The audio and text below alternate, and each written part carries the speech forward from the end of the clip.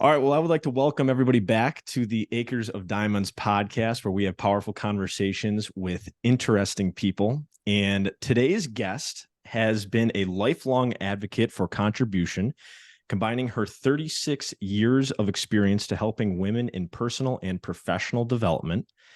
She leads a women's leadership seminar and has impacted thousands of lives globally, from state legislators to single moms running businesses. She has accomplished all of this while juggling her roles as a mother, wife, and leader. Without further ado, I would like to welcome Kathy Quinlan to the Acres of Diamonds podcast. Oh, wow. I'm super excited to be here. I am very excited as well, Kathy. And off the record, Kathy and I, we just met each other and we started talking about fitness and all of this stuff. And I said, we should probably hit record eventually.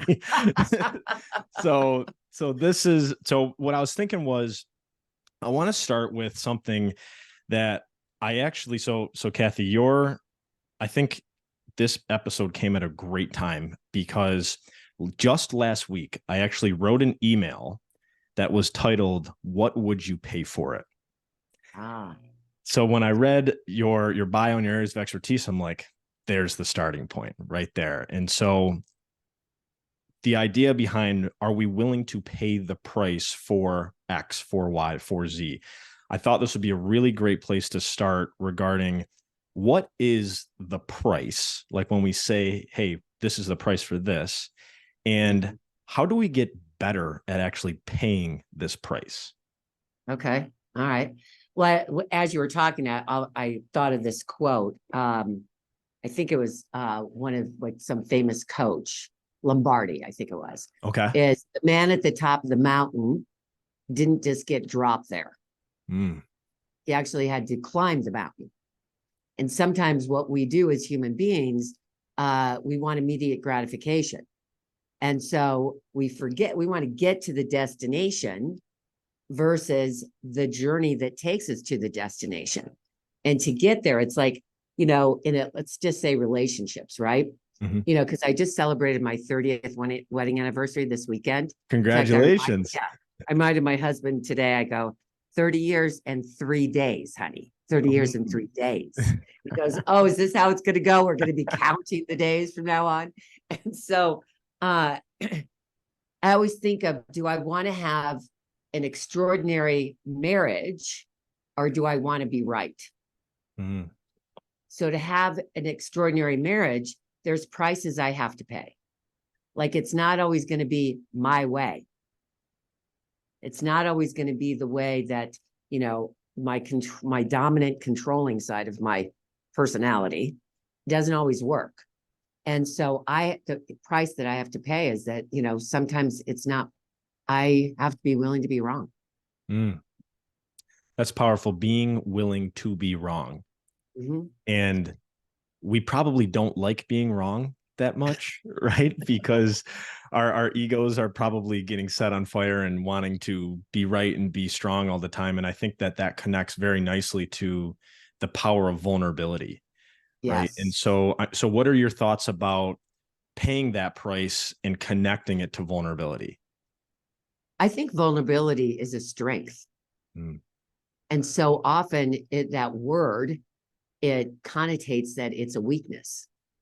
But I think there's nothing more attractive in a woman or in a man in being vulnerable, because I think of vulnerability as authentic, as connected, and that they're revealing versus concealing. Ooh, revealing versus concealing. Mm-hmm. And what is it? What's so attractive about somebody who's revealing? Because they're real. Mm-hmm. It's authentic. It's authenticity. I mean, come on. Every single person has had challenges in their life, some much more dramatic than many of us, right? But all of us have. So it's all relative to the person. And so to say that everything's great, everything's perfect, it's bullshit. Yeah, I completely excuse my French. No, we're allowed to. We swear on this podcast. Okay. We're okay with it, and I completely agree with that. And I think that is something too, that when we let our guard down, when we show vulnerability, it also allows others to do the same. Yes. Yes. Right. It takes one person to take a stand about something that people will follow that. Mm-hmm. So the same thing happens in a relationship. So you want a relationship to work. Okay, it's not 50-50. Mm-hmm. It's like, if I want my marriage to work, I have to be 100% in. If I want him to be passionate and romantic and loving, I have to be that. I can't wait for him to be that. And I think that's true in everything in business. If I want people to be diligent, if I want people to be rigorous, I have to be that. Mm. I can't, you got to walk the talk. Yes. And is that similar to the idea of you attract what you are? Yes. So yeah, so let that be a lesson to anybody listening to this too. Yeah. Right? If you want some character trait or some feeling in your life, start being that start practicing that feeling and start practicing that character trait. Oh, that's so perfect. It's like, I remember one time I got this woman that I admire greatly. She's passed. Her name is Shirley Hunt, but she'd always talk about put their head on. Okay. Put their head Like, on. how would so and so look at this? Like, stand in their shoes. There's a famous quote, act as if it is so, so that it becomes so. Mm. And so I have to be so that I attract that. It's almost like the whole concept of how many people that, won the lottery, and you look at them 5 years after they won millions of dollars and they don't have it anymore. Mm-hmm. Because they weren't prepared. Mm-hmm. It's like, it's the small things that we do every day that prepare us for the big things in life. Ooh, I like that. The small things that we do every day that prepares for the big things in life. Mm-hmm. Can you give some examples of some of those small things that could prepare us for a big thing in life? So if I want to have money, let's look. Have you ever read the book, The Man Who Planted a Tree? I think it's called. So I think, so it's funny you asked that. I think I know the lesson of that book, but I don't think I've actually ever read the book. Okay. So the point of that book is you have to plant a seed today. Mm-hmm. You might not see the tree, how big it is for 20 years. It's the same thing with money. Mm-hmm. Is we have to plant, like, it's that, okay, we start saving, we can only save $100 a month. Okay. Mm-hmm. But that's the beginning of building our wealth. Mm. So when we start to honor, like, money as a relationship, and we start to treat money as a relationship, that will set us up for having an enormous amount because we're respecting it. Same, you can translate that into any relationship that you have, whether that's in a romantic relationship or whether that's with your kids. If you're respecting them, if you're honoring them, that's long term. Mm-hmm. Like, how you are in a relation, how you are with your kids when they're 5 years old will determine how you are with them when they're 25. Mm.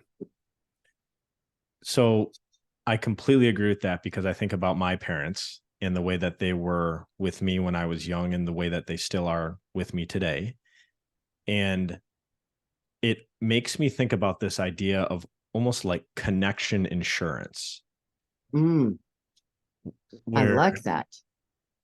Like you're insuring, whether it's your family, whether it's a friend, whether it's a team, a business, whatever collective unit you are a part of, those little things on a daily basis, whether it's walking to the office and saying hi to somebody, Yes. right? Or whether it's giving a compliment to somebody or whatever it might be, those little things that compound over time, right? Darren Hardy, the compound effect. Mm-hmm. will create this greater impact. And that is basically the insurance of, hey, I'm going to make sure that I'm connected with that individual. It's real. And how you treat, that is so perfect what you just said. It's like how I treat my dry cleaner. Like I'm respecting the dry cleaner just as much as I respect the president of the company. Mm-hmm. Yep. I'm respecting, so that's a small thing, right? Like human beings are human beings. Mm-hmm. But how often do we scale it? Oh, so because that person has this title, I'll treat them like this. Mm-hmm. But that person is supposed to be bringing me my food, so I'm going to treat him like this. No, you find out the true character of someone, how they treat the person that serves them at their table. Yeah, that is very powerful. And I think that connects nicely to this idea of the stories or the narratives that we tell in our head. And we don't have to believe everything that goes on in our head. Oh, what? Right. Right. I mean, think about this. If Right, you like think of all the things that you say to yourself. Like you would never say those things to somebody else. I completely agree. Completely Never. agree. Yeah. So why do we like what do we do? Like, oh my gosh. I mean, I remember I was God, I was 16 years old. I was playing in the state golf championship. And I grew up in Nebraska. And I lost literally by one stroke. Like literally. Mm-hmm. And I'm like, what the heck? What is happening? And so, if I go back to different events in my life, and I remember when I was a little kid, it's a long story, but I won't go into it. But I always thought that my parents liked my brothers more, right? Like I wasn't as important as them. So when I started to really do a deep dive into thinking, I was like really working on that. I was like, oh my gosh, I have this belief that I'm not as good as whoever that happens to be, right? So we as human beings want to be right. So of course I wouldn't win. Because if I won, I would blow up that belief. Yeah. So for you and for all of our listeners today, it's like, okay, wait a second. What belief do I keep creating evidence to be right about? Is that the belief that supports me in what I ultimately want in my life? Wow. So, all right. So that's powerful. So what is the belief that I keep creating evidence to support? And I can't help but to think a lot of those beliefs are probably limiting. Yes. And a lot of those beliefs are probably not that serving. And I'm curious too, Kathy, in your experience with people you've worked with and clients, what are some of those limiting beliefs or some of those really painful lies that you see surface commonly? Oh, the biggest one is I'm not good enough. No matter what I do. And it's crazy because like I'll meet these people and they are so successful. They have an incredible family. They have beautiful homes. They have incredible businesses. And there's still a part of them that believes that it's not enough. And it's like, wow. Because it's not the outside evidence, it's the inside evidence. So it's like, how do you turn that conversation around? You literally have to start saying, I am enough. I am hot. This was extraordinary. And when you make a mistake about something, it's like, oh my gosh, that was extraordinary. I like that. Just part of the story, right? Yeah. And okay, now I know not to do that one again. I'm so happy you said that one, because I would also agree with that, where with the people that we've worked with, when we've gotten to that point of comfortability and that point of vulnerability, and they said, I just don't feel like I'm doing enough, right? Or I'm being enough. Well, have we defined the term of enough? Yes. Like what is enough? Right. it, like if I don't have enough money, okay, what's enough? How much is enough money? $100,000. Great. So when you get to $100,000, you will be enough forever. Well, maybe 200, Well, right? Right? Maybe three, right? exactly. Right. That's So good. that, so maybe are we on this continuous loop of getting to enough, and then as soon as we get there, right, to the Vince Lombardi quote, as soon as we get to the top of the mountain, we paid our prices, we worked our ass off, we got to that, we embarked upon that journey, we got to being enough, and then do we immediately look for the next thing? Yeah. So that it's, I mean, it's a great question to ask yourself. Mm-hmm. So I believe it goes back to who you are as a human being. Hmm.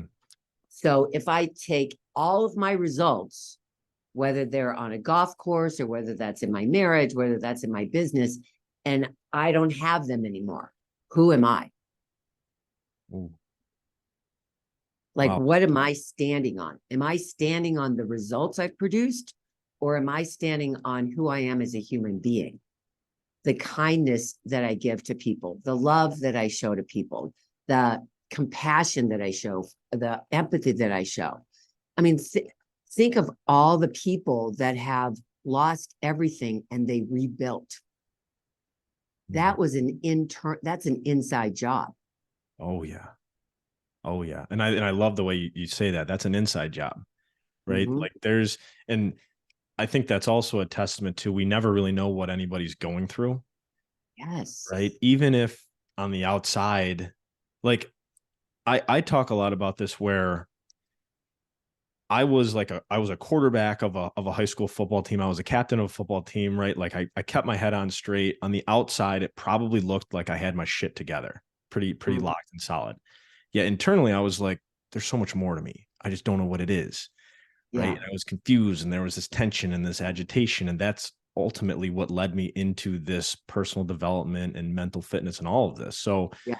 in a way, I was almost grateful that there was that disassociation and that pain, because I think comfort can be a killer, right? Like if we're Oh, right, like if we're comfortable, 100%. right, we're not going to do anything, right? Like Mhm. if we are comfortable, we're just going to stay there. And I love the story of, have you ever heard of the dog with the nail in its ass? I think Darren Hardy has talked about it a couple of times. Oh, It's a quick story. Basically, there's yeah. two dogs, and one dog is sitting with on a nail, and it's whimpering.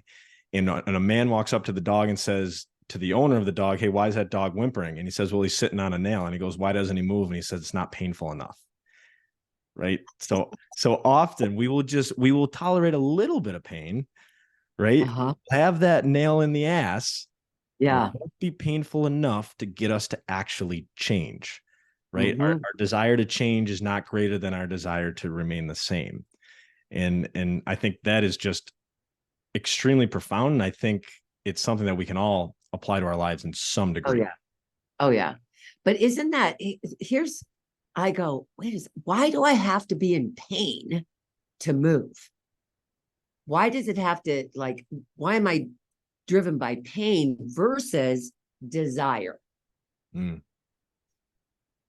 Desire to, like, all of a sudden, like, when you really see, I can have that, whatever that happens to be, whether that is, as we were talking about earlier, your physical well-being, mhm, which, you gotta have the mental fitness to have that. mhm, But am I allowing myself to see the picture of the possibility and mhm, imagining myself in that picture? So my desire and my passion pulls me to that versus the pain. And either one gets us moving. mhm. Either one is the truth. Yes. And what about belief? Like Mm. what about our belief within ourselves to get to that version? What are your thoughts about that? I think that it's almost, as soon as you asked that question, I went, it's almost like a fire within us. Mm, Is like I've got to light that fire so that I start to have a burning desire to go after it. mhm, Like, what's my real why? Why mhm, do I want to have that $100,000? Why do I want to have that relationship? Why do I want to have that business? Like, who will I have to be to have that and to create it? Mm. What a great question. Who do I have to be to create that? Mhm. Wow. So how would you answer that? I would, I would be saying to myself, like, especially when I like do something bigger Mhm. in terms of a business endeavor, like, who do I have to be? I have to be certain. I have to be in alignment internally. I have to want it and have a picture of exactly how it's going to be because I know that I'm going to have adversity. Mm. So when the adversity comes, am I certain enough inside of myself? Or will I get swayed by what people are thinking? Mm. Yeah. So very happy you said that too, because I just last night I was actually in a networking event and the presenter talked about influence. Mm, And I've recently had this new awareness around influence where if I don't influence myself, everything else is gonna. mhm, And mhm. that's going to change what I believe, and that's going to change what I think about, and ultimately what I think about is probably going to have an effect on the results that I get in my life. 100%. Right. And so that's why I think like social media can, if we are not taught, like I think there should be a class in middle school on how to use social media. Oh, 100%. Right. Oh Like my gosh. I think if anybody has ever created that, if you're listening to this, you heard it here first. Go create that class because parents need to go to it, children need Uh-huh. to go to it, everybody needs to go to it because I say all the time, social media is a tool, right? It's a tool that can spread great things or it's a tool that can spread bad things. And if we're not mentally fit enough or have knowledge on how to properly use this tool, it could literally kill you, Mhm. right? It could literally Yeah. kill you. Right. Yeah. So, and that's why I think, like, to kind of tie this back to influence, if we allow ourselves to be consumers of social media, mainstream media, out of date leadership styles or beliefs, whatever it is, that is ultimately going to influence us in some way. Oh, 100%. 100%. Mm-hmm. It's so, and I think that your point about I have to influence myself, that's like leadership. Mm-hmm. Leadership isn't a position, and it starts with leading me, myself. Mm-hmm. Where am I leading? Where am I standing in the world versus attempting to get someplace? Mm-hmm. Like I have to lead myself before I can lead anybody else. Mm-hmm. I completely agree with that. And I literally just did a podcast no, it was Monday about this where I believe leaders, and I'm curious about your perspective on this. Leaders, when a problem arises, they first think, how am I a part of this problem right now? Right. Even if like it's 3 levels removed, right? Mhm. I think leaders are like, they immediately say, all right, how am I a part of this problem? Now, where's the solution? Right? Who's Mhm. the closest to the solution? Right. So what are your thoughts about that?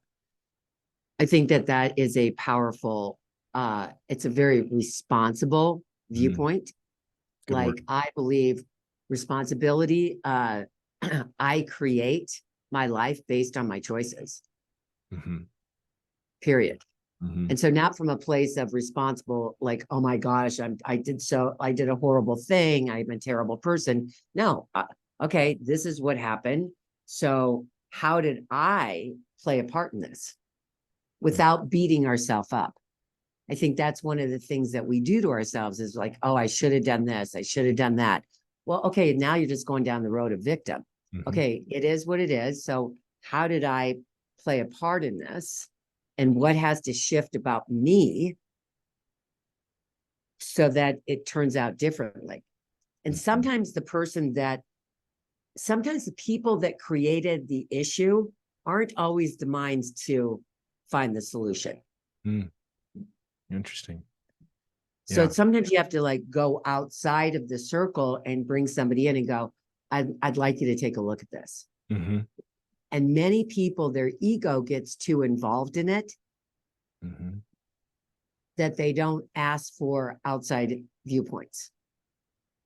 So the ego is where my head went. So as soon as you were like, they're right, they don't like, it's tough to say, hey, I need help with this. Yeah. Like, you're basically admitting I do not know what to do. Right. Like, Right. and like, if you want to get really deep, it's like, I'm not enough right now to Right. do this. But you don't, how would you know that? Mm-hmm. But see, that's the other part is like, wait a second, this isn't in my wheelhouse. Mm-hmm. Like I have certain areas that I have, like, that's my wheelhouse, Mm-hmm. right? Like my wheelhouse is not automobiles. Okay. That's my husband's wheelhouse. Literally wheelhouse. Like, I'm like, okay, I'm out of this one, Mm-hmm. Yep. out of this conversation. And, but he's like MacGyver, right? Mm-hmm. He can like fix anything. He's like, got that kind of brain. Mm-hmm. It's like, I'm always like, where's MacGyver? I need MacGyver. Well, I think too, I think that also plays nicely into like humans have like this area of creative genius. And we all have our own story. We all have things that we're good at. We all have skills that we're pretty solid at, and we all have skills that we're probably not that great at. Right. And I was doing a podcast last week with a guest, and he was talking about believing that everybody he encountered who he was in charge of leading and developing had something to give. Right. Very good. Right. Awesome. We just had to find it. Right. We might Mhm. not know exactly what it is yet. If I allow myself to ask some questions, right, actually listen to you, we can maybe find that thing and then develop some metrics and some processes to then develop that on a deeper level. Right. That is so good. Mm-hmm. Like every single person has something to contribute. My job, if I'm leading them or developing them, is I've got to find it. Mm-hmm.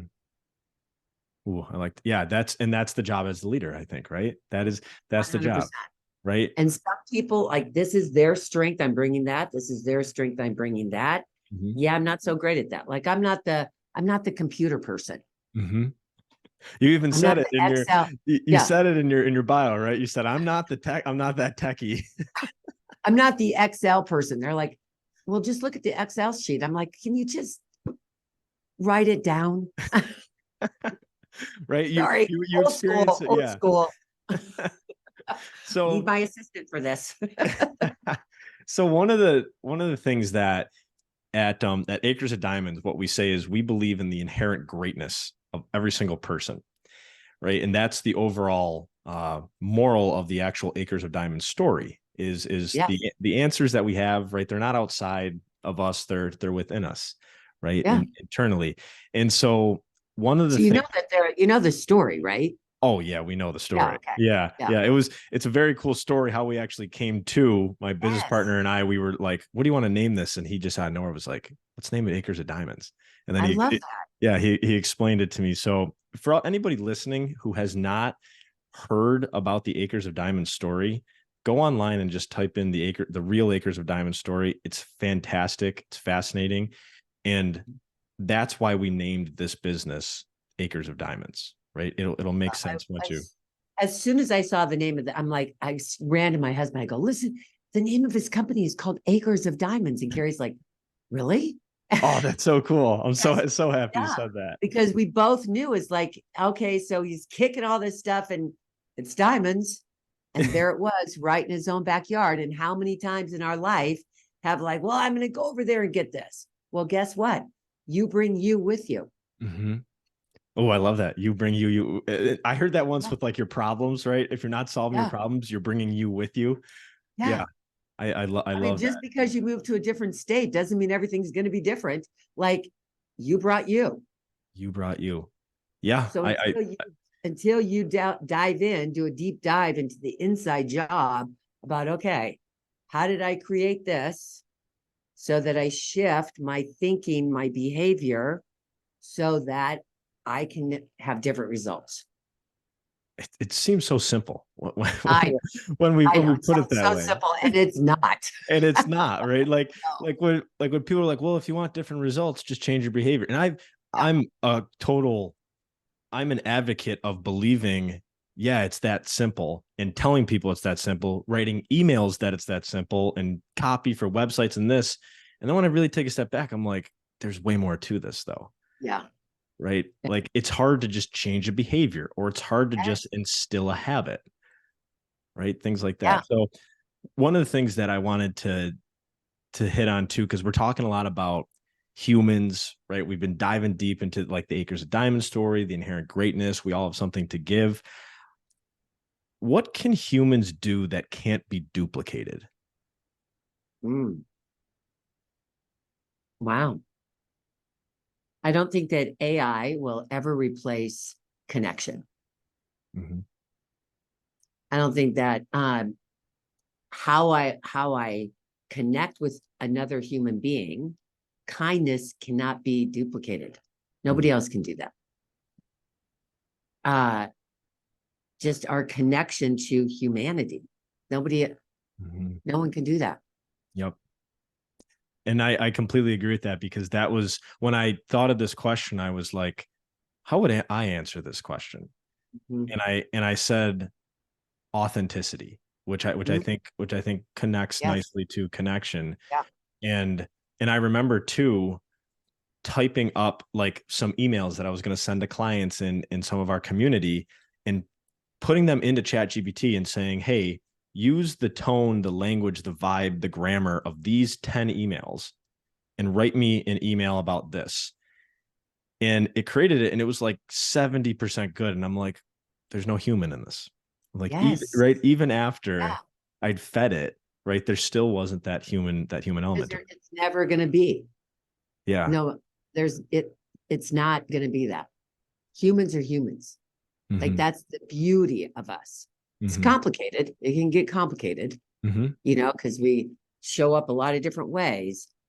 But like inside somewhere, in every human being, there's value. Mm, completely I mean agree. that like at some point that person was a really cute little kid. Hmm. Yeah. It's one of the exercises that we actually run people through, is looking at a picture of who they were as a little kid, and like just having them talk about like, hey, what's a story about Yes, who you were as a little yes, kid, right? What was your essence, right? It's yeah, so powerful, right? very powerful. What do you think humans are struggling with the most right now? Wow.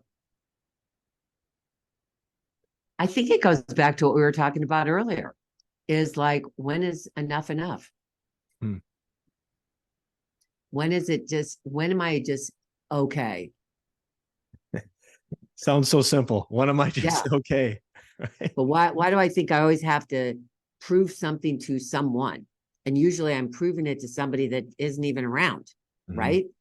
Hmm. Like, how if I'm just proving it to me? Hmm. And I think that we have such a comparison shopping, right? Like, how many, well, I don't want to bring up any names, but like how many young girls or young boys are comparing themselves to icons that it's like, come on. Hmm. Yep. I'm really, Kathy, I'm really, really happy you said that, because that is something that is much more difficult to really do than to talk about it, like, hey, stop comparing yourself to that person. Okay, like great, sounds good.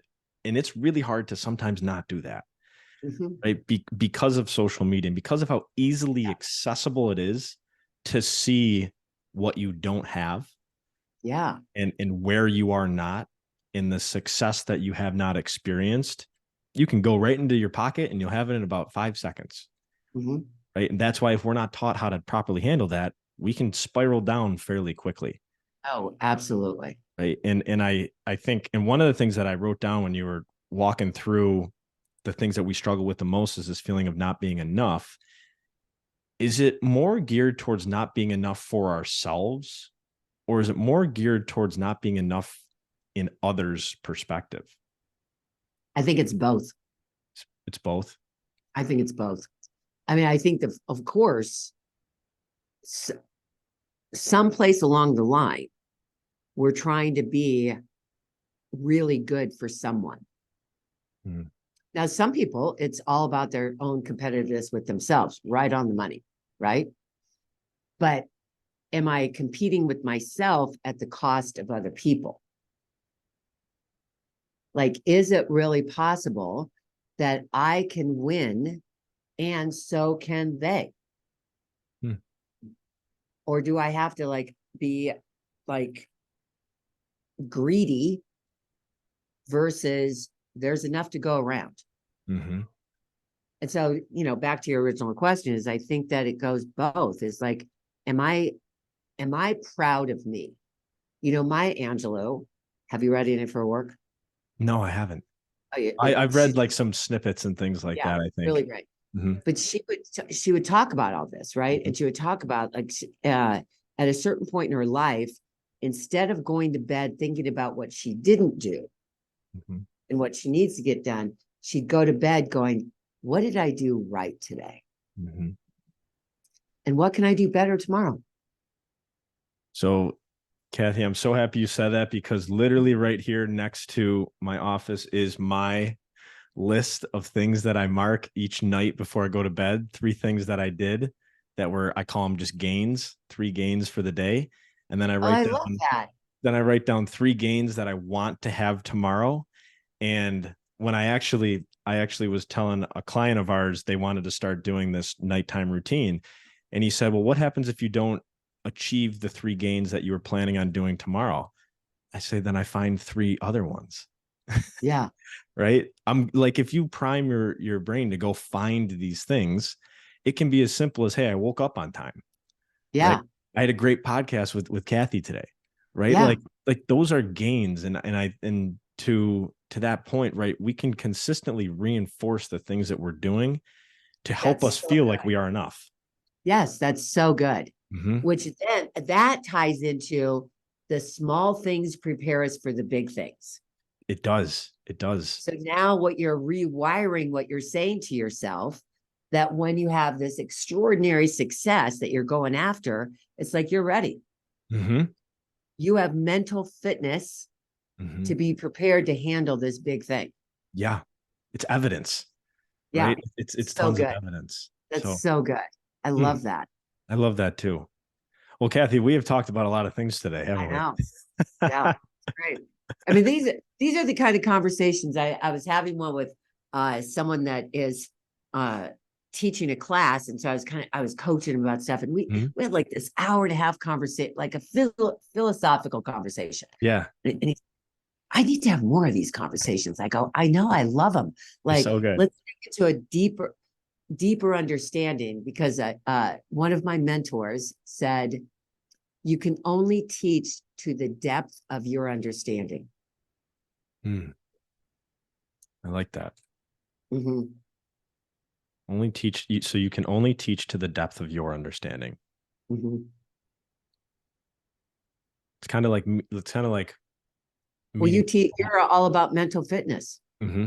Yeah. So you've got to keep working on the mental fitness within you so that you actually can really teach and coach people. Mm-hmm. Well, yeah, Like, and that's one of the things we tell, like, my business partners and we say, hey, we need to make sure that like our mental fitness is to a point where we can actually communicate mental fitness to others, and also yes. meet them wherever their mental fitness level is. Mm-hmm. Right. Typically, when people sign up for a physical fitness program, they're probably not in the greatest shape of their life. Right. So let's meet them where they are. It's the same thing mentally. Right. Yes. They're probably stressed. They're probably anxious. They're probably overwhelmed to some level. And we're going to meet them where they are and then help them build those mental muscles moving forward. Yeah, but you know what? The people that I love that are just the greatest is when they're like, I'm good. Oh, all right. So if you really believe that, you wouldn't actually be sitting here with me. Oh yeah. I'll tell you what, Kathy, we could have a whole separate podcast about that one. That is avoiding the vulnerability, right? Mm-hmm. We'll say Yes, that, yes. right? Right. Which in all honesty, right? I do not ever want to force anybody into vulnerability. Mm. Yet having said that, vulnerability will change your life. Mhm. Right. And I think that as human beings, we're scared of it Oh yeah. because Mhm. we think that people are going to take advantage of us when we're real and when we expose ourselves. And, I had to tell you that might happen. Yeah. Mm-hmm. But are you using that as a reason not to allow yourself to practice it, to give yourself the gift that really happens from being really authentic and real? Mm-hmm.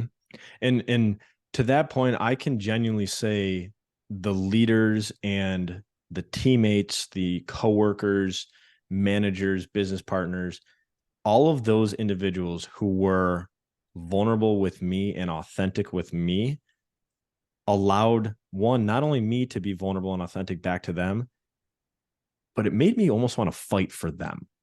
Mm. Right. Like it made, like, I can think of like football coaches who would tell you they'd love you. Right. And you're like, I'm literally going to play as hard as I fucking can for as long as I can for you. Aw, Right. it's Like, true though. right. It's that true. It was this love, right? It was a connection. It was this authenticity where we weren't always trying to say, hey, I have the answer. Right. We would Mhm. say, hey, what do we do in this scenario? I don't know. Like, let's think about this. Right. We got this and that. Right. There's multiple variables. So let that be a great lesson to anybody who listens to this, is sometimes we're just not going to have the answer. Right. Right. And well, it's Mary Manning Morrissey that says, uh, one of her most famous quotes is, if you don't believe, believe in my belief. Mm, I love that. Mhm. Absolutely love that. And I think that's how the coaches are. Oh yeah. Yeah. Okay. Not really sure if I can do this, but I'm going to believe that that I can do this. So I'm going to do this. Exactly. And then we feed, it's almost like it's a Yeah. mutual feed off of one another. Yeah. Right. At It's that totally point. cool. And then when So you win, it's like this huge, gigantic celebration and knowing like, wow, we did it. we did it together, right? We had mutual Yeah. contribution to the end result. Yeah, my most famous line I use that one day I came up with is, we were not put on this planet to do this dance called life alone. We Mm. were put on this planet to do this dance together. And there it is. 100% believe that. What can humans do that can't be duplicated? Connection. Mhm. Gotta Yes. gotta connect Yeah, with one another. exactly. Yep. So Well, perfect. well, Kathy, thank you so much for your time today. This was Oh, I loved it. absolutely fantastic. I have a whole page of notes, and to anybody listening, if you didn't learn anything from today, I suggest re-listening because you'll probably learn some things eventually. But Kathy, It'll sink in, I it, promise you. it'll sink in, right? We talked about paying the price. How do we get better at paying the price? Being extraordinary versus being right. I loved that in the beginning, right? Do I want an extraordinary marriage or do I want to be right? Right. I bet you a lot of people can take that advice. Right. Mhm. That's pretty valuable. The lies that we tell ourselves, right? Why don't I feel enough? Right. Am I trying to be enough for myself? Am I trying to be enough for others? And the one thing that humans do that can't be duplicated, connection, right? Mhm. We're not here alone. We're here with others. Yeah, I So love it. Kathy, thank you so much for your time. You're so welcome. Really Make it a appreciate it. fabulous day. Yes. And In that everybody listening, warm, wonderful Tampa, Florida. amen to that. Sorry to everybody and all my family and friends in Rochester, New York. It's a little bit nicer here right now. And with that, anybody who's listening to the audience, thank you so much for your time and your attention to this edition of the Acres of Diamonds podcast, where we have powerful conversations with interesting people. Thank you very much for tuning in. Have a great week. We will talk to you guys soon. We'll see you.